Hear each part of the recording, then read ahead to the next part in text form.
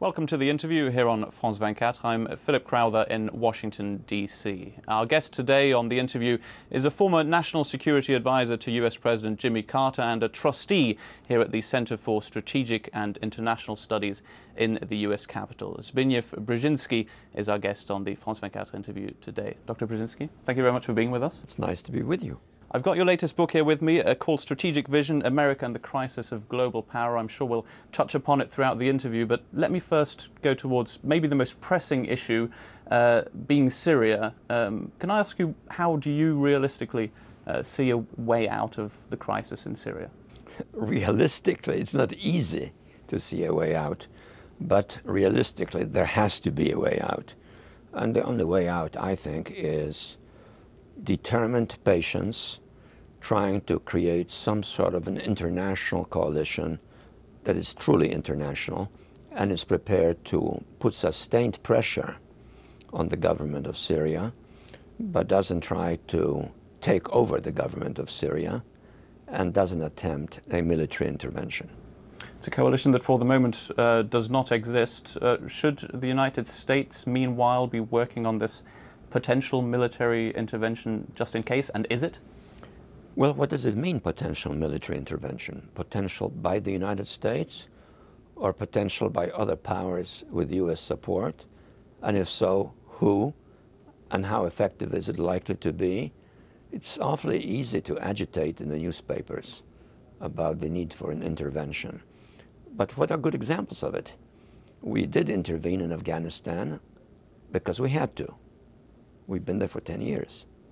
We intervened in Iraq, which we shouldn't have had to the second time. And look at Iraq today, how stable is it? We did intervene in Libya with Britain and France in the forefront, but that was easy. This isn't. Is another option the arming of rebels in Syria, as was the case in Libya, for example? Is that something that could lead to a conclusion of this crisis in Syria? The Libyan crisis wasn't resolved by us or others arming the rebels.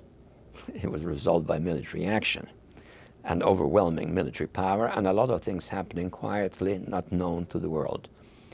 In the case of Syria, we're dealing with a country which so far as I can tell, maybe I'm missing something, the army has not cracked. The army seems to be united. The secret services seem to be united. There is a fair amount of violence in the country on a sporadic, dispersed basis. There's no territory being held by the rebels. And as far as I know, there is an organization called the Free Syrian Army, but it doesn't seem to be very much in evidence. So we have to face these realities. I think the only solution for this, which doesn't plunge the region into a comprehensive region-wide conflict, which links Syria with Iraq, with Iran, is in effect some sort of united, comprehensive pressure by the major powers, like the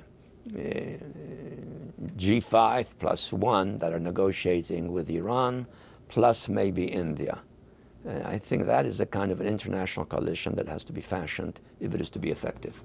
Well, one country that's clearly not a part of a coalition for the moment is Russia. A lot of criticism coming from the United States recently, from Secretary of State Hillary Clinton as well, that Russia is helping the regime of Bashar al-Assad. Is that an opinion that you share? If it's a judgment of fact, I would say, yes, it is right, they're helping it. But I'm not sure that they're helping it in order to help it against us. That is to say, they have a different view of the problem. Without them participating in some fashion, without the Chinese and the Indians going along with it, we just don't have the kind of international pressure to effect a significant change. And I think we have to recognize that fact. But simply starting another war in this region requires asking what are the likely consequences of that war, not only in terms of Syria itself, but in terms of the negotiations with Iran, in terms of the possibility of the conflict embracing Iraq.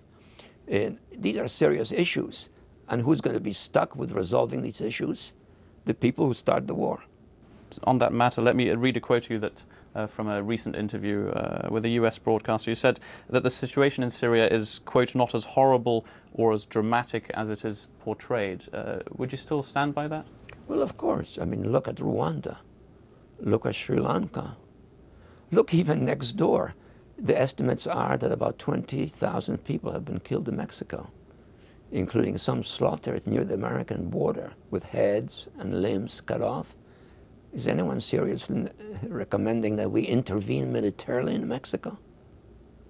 So when could it potentially come to an end, this crisis in Syria? Well, it could come to an end in two different ways. Either Assad and his regime prevail, which will be very unpleasant for a lot of people, and from a democratic point of view, very, very unfortunate, or it plunges into a civil war, which then at least gives the parties concerned, including us or others, the opportunity to side with someone.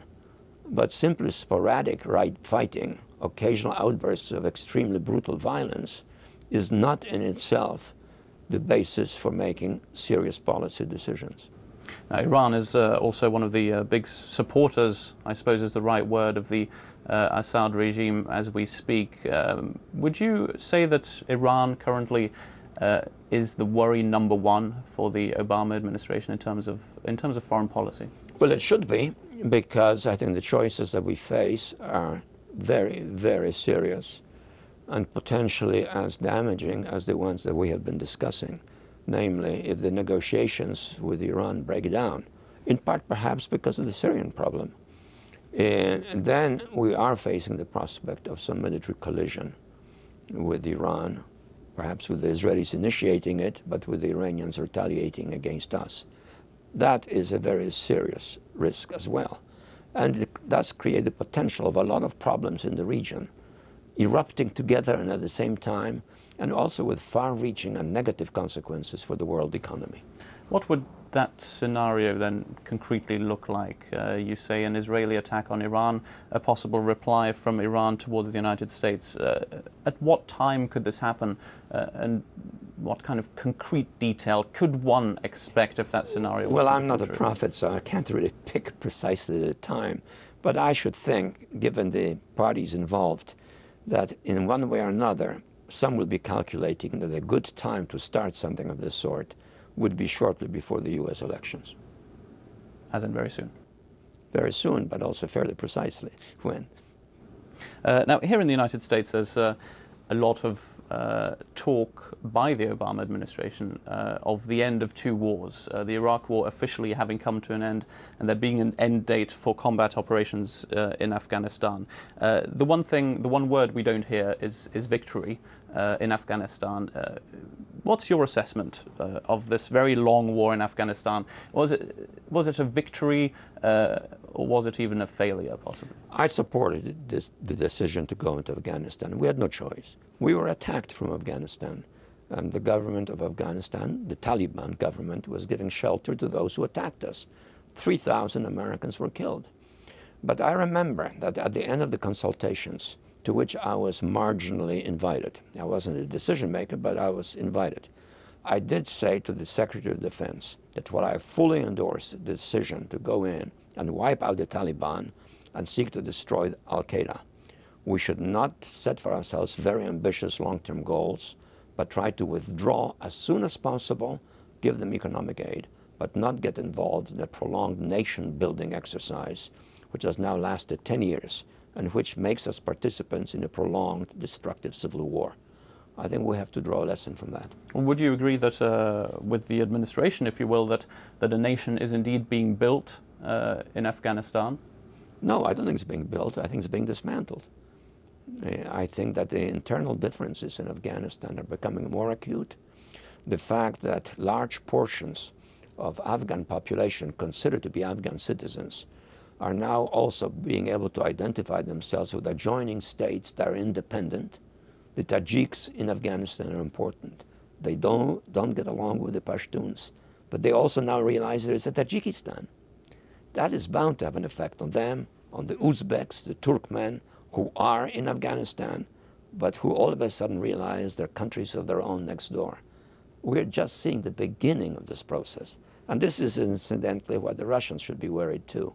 because it means that in the long run, Central Asia could become unstable because of the dynamics set in motion in Afghanistan.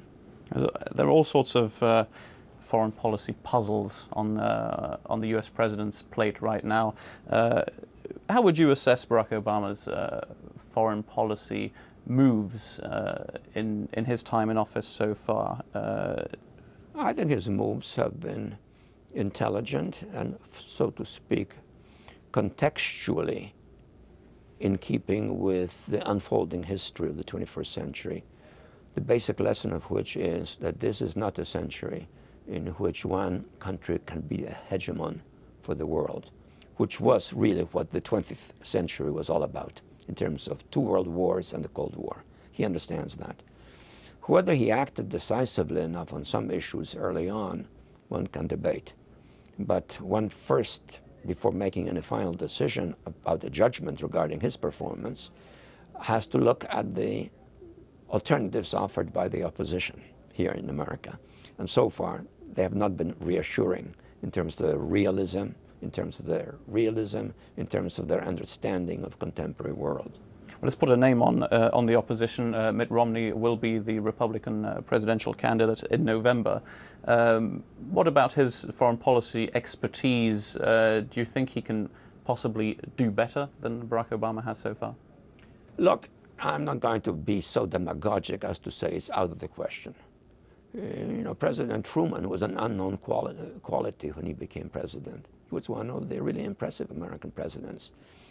The capacity of a person emerges when challenged. Romney has not been challenged. So far, however, he has not articulated an intelligent vision of the world in which the United States can play a constructive role along the lines of the book by me that you mentioned, namely a role which is derived from a reasonable geostrategic understanding of the nature of the century. He hasn't demonstrated that. Obama has pointed in that direction, but he hasn't quite delivered. Well, I think we'll leave it there. Thank you very much for your insights, Dr. Brzezinski. It was a pleasure.